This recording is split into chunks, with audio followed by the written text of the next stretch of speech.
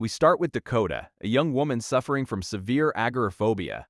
She's absolutely terrified of leaving her late mother's house, but running completely out of food forces her onto the streets. The neighborhood is a ghost town, everyone is evacuating, and when a passing fire truck siren triggers a massive anxiety attack, Dakota sprints back inside, locking herself away. She thinks she's safe, but nature has other plans. Meanwhile, across town, three foster siblings, Ron, Dee, and Will, are swimming in a local swamp. Their fun is cut short by their awful foster father, Billy, who drags them away while complaining about how expensive their medical bills would be if they got hurt. Honestly, this guy treats them like a burden, and things only get worse when they get home. As the winds pick up, the kids worry about the windows breaking, but Billy just brags about his reinforced glass before heading to the basement with his wife Rachel to hoard all the good food for themselves, leaving the kids with nothing but bread. But hey, karma works fast in a monster movie, and their safety won't last long.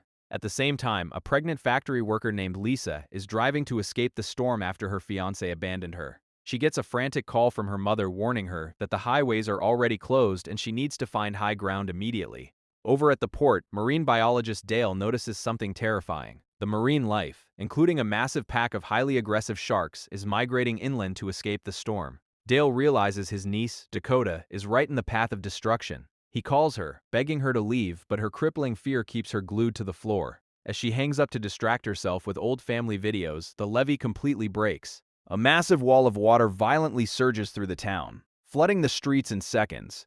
Lisa is driving as fast as possible when she runs into her coworker, Bob.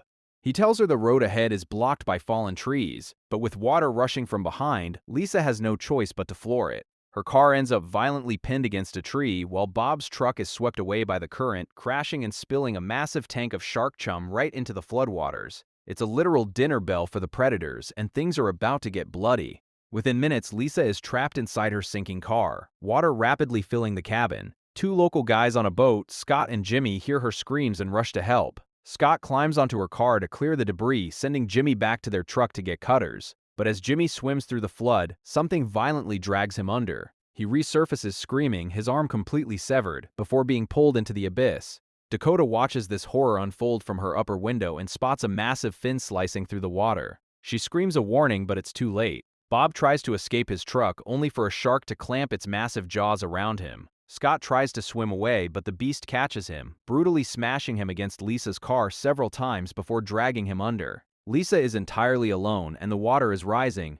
While Dale makes a desperate deal with a sleazy news reporter to use his boat to reach the town, things take a horrific turn at the Foster house. Billy and Rachel wade into the flooded garage to reach their car, but a shark leaps out of the water, ripping Billy's hand off and devouring Rachel right in front of the kids. Billy actually survives the initial attack, looks his terrified foster kids in the eye, and completely abandons them, running for his truck, only for the shark to catch him again and finish the job. Good riddance. Left alone on a floating table, the kids find a government check in the water and realize Billy and Rachel were only keeping them for the money.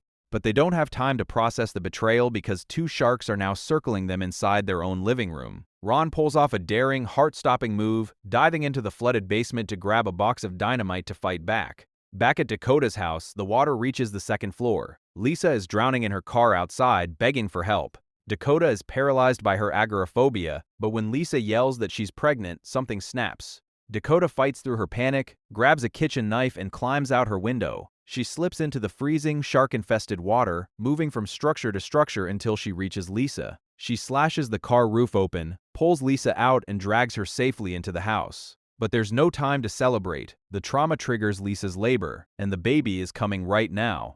To make matters worse, the house begins to structurally collapse from the storm surge. The water rises so high that Lisa is literally pinned against the ceiling. In a desperate move, Dakota swims to a neighboring house to steal a harpoon gun. Just then, Dakota's house completely crumbles. Lisa rolls off the bed and gives birth underwater, immediately pulling her crying newborn to the surface. The sound instantly attracts a shark. Lisa fiercely stabs it with a piece of wood, while Dakota fires a harpoon directly into the face of another approaching predator. Suddenly, Dale and his team arrive on their boat, throwing a high-powered taser into the water to disorient the pack. But the shark Lisa stabbed returns for blood. Just as it's about to strike, a massive pregnant great white shark named Nellie, who Dale had been tracking for years, breaches the water, crushes the rogue shark in her jaws, and saves them all. Meanwhile, the foster kids use their own genius plan. They tape the basement meat to the dynamite and realize sharks are drawn to vibrations. They splash violently in the water to lure the beasts in, and right as the sharks surround the bait, Ron detonates it.